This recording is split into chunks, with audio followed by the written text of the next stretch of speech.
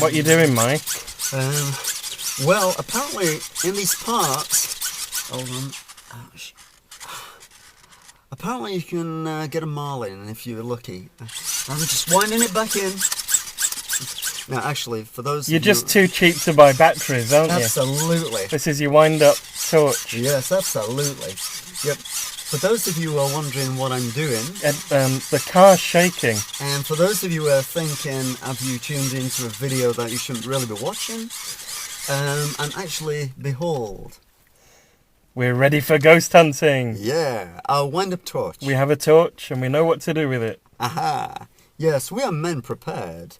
As those of you who have regularly looked in on our videos, and we're very grateful for it, we'll send you the fiver.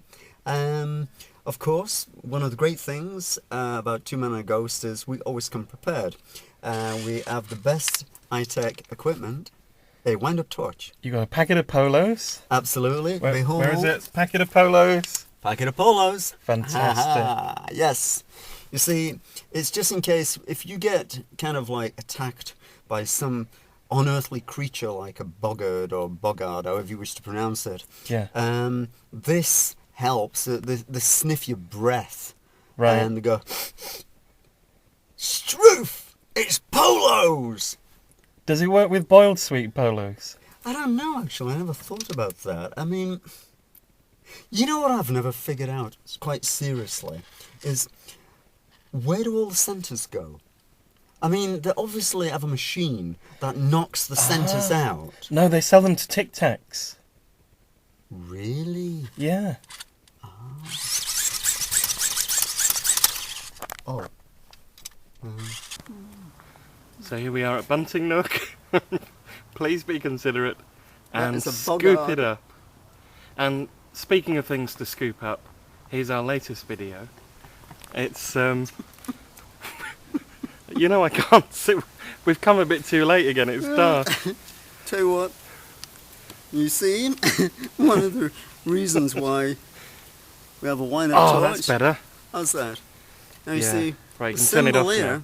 can relate to two things. Number one, as you can see, it has the image of the ancient boggart or boggard. Actually, you're serious, aren't you? There is a ghostly dog supposed to be Absolutely. on Bunting Nook on this street in Sheffield. Absolutely. So if the boggart fouls, you see, you have to scoop it up. Yeah. And then, of course, what it means, if we have to be considerate, based on the fact that many also think that we talk a lot of poop. So maybe that's got something to do with the sign as well. Well, I think we took a lot. Right, on with the show, folks. Here we go. Right, here we go. We're at We're Bunting serious Nook. paranormal investigators. There's a siren. Up from last time. Makes you think, doesn't it? It does. It does. Shall we go for it? Yeah, we're doing all it. That's it. We're doing it. Right. Right. We're in Bunting Nook in Sheffield. Yes. And the reason we're here is because Bunting Nook has a fantastic history. It is actually genuinely an absolutely wonderful place. It really is nice. But we're not here to buy houses or anything like that. We're here to seek that which cannot be found. Right. Joseph Bunting, hence Bunting Nook. Going back, obviously, a long time ago, Joseph's born... You've done your research, haven't you? Absolutely. And you see, the confirmation is when I saw that, it was scoop it up. And that's exactly what I've done tonight. We're bringing you a scoop. Scoop it up, folks.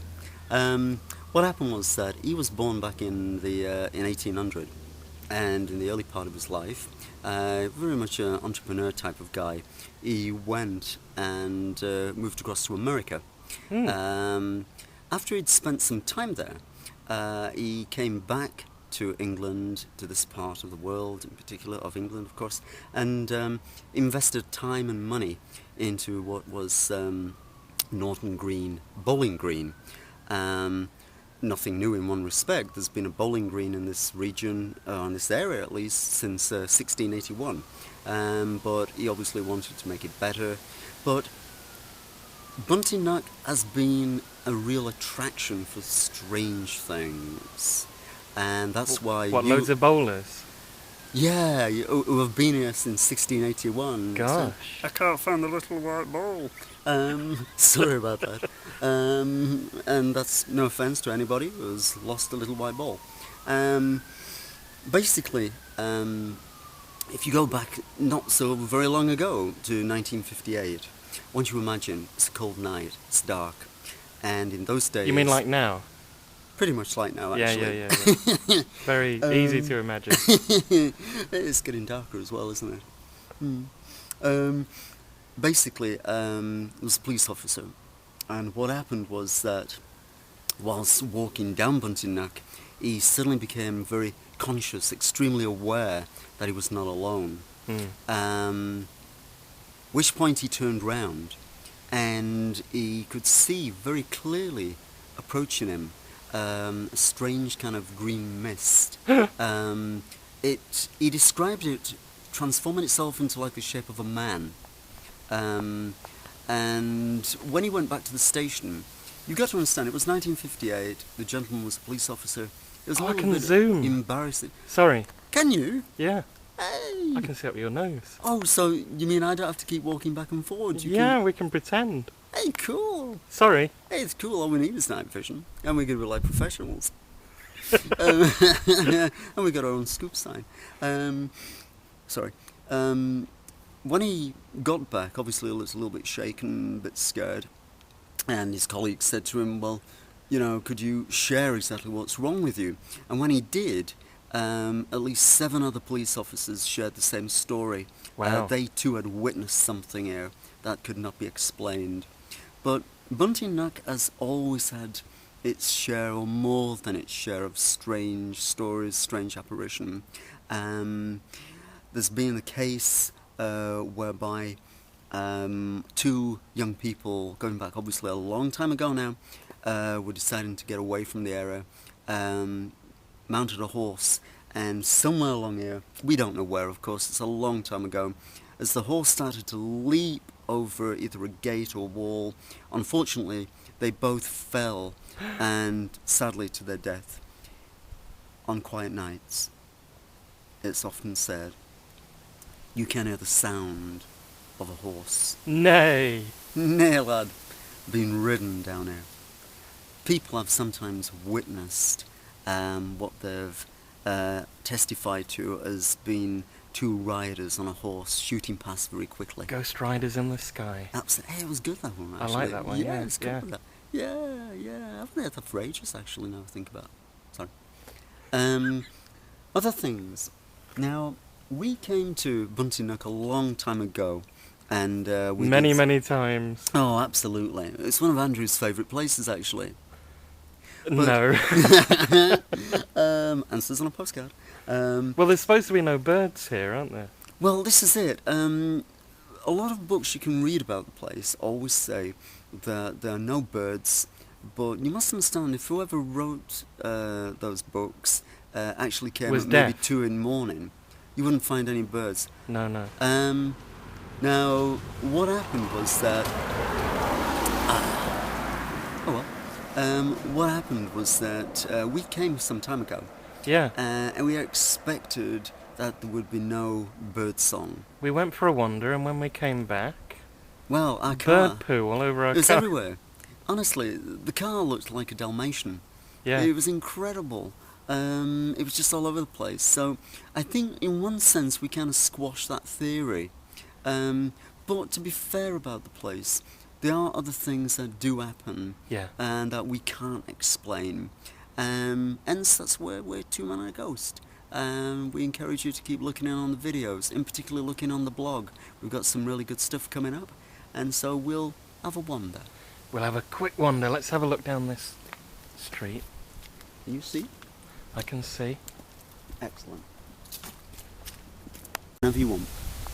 Right, so we've spared you most of the walk down the road, but we're heading towards the bottom.